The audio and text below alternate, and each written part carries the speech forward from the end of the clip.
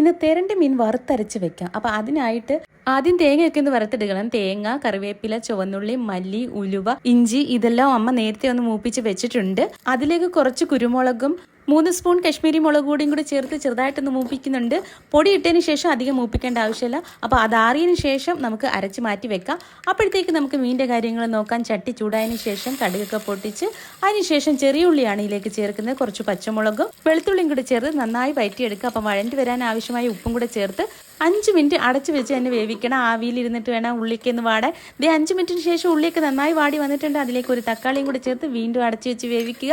5 മിനിറ്റിന് ശേഷം തുറന്ന് നോക്കിയപ്പോൾ തക്കാളിയൊക്കെ നന്നായി വെന്ത് വന്നിട്ടുണ്ട്. ഇനി അരച്ച് മാറ്റി വെച്ചിരിക്കുന്ന അരപ്പാണ് ഇതിലേക്ക് ചേർക്കുന്നത്. പിഴിഞ്ഞ് മാറ്റി വെച്ചിരുന്ന പുളിയും കൂടി ഇതിലേക്ക് ചേർക്കുന്നുണ്ട്. കുറച്ച് വെള്ളം കൂടി ഒഴിച്ച് ഒന്ന് ലൂസാക്കി എടുക്കുക. അതിനുശേഷം ആവശ്യമായ ഉപ്പ് ഇട്ട് നമുക്ക് അടച്ച് വെച്ച് വേവിക്കാം. അരപ്പൊന്ന് തിളയ്ക്കുമ്പോഴത്തേക്ക് നമുക്ക് അതിലേക്ക് മീൻ കഷ്ണങ്ങൾ ചേർക്കാവുന്നതാണ്. കുറച്ച് കറിവേപ്പിലയും കൂടി ചേർത്ത് മിക്സ് ചെയ്തതിന് ശേഷം നമുക്ക് ഒരു 20 മിനിറ്റ് അടച്ച് വെച്ച് തന്നെ വേവിക്കണം. അപ്പോൾ 20 മിനിറ്റിന് ശേഷം നോക്കുമ്പോഴത്തേക്ക് ഇതേ നമ്മുടെ കറി റെഡി ആയിട്ടുണ്ട്. അപ്പോൾ നിങ്ങൾ എല്ലാവരും ഒന്ന് ഉണ്ടാക്കി നോക്കണം. ഉണ്ടാക്കി നോക്കിയിട്ട് നിങ്ങളുടെ അഭിപ്രായങ്ങൾ കമന്റ്സിലൂടെ അറിയിക്കണം. കൂടെ എൻ്റെ ചാനൽ കൂടെ ഒന്ന് സബ്സ്ക്രൈബ് ചെയ്തേക്കണേ.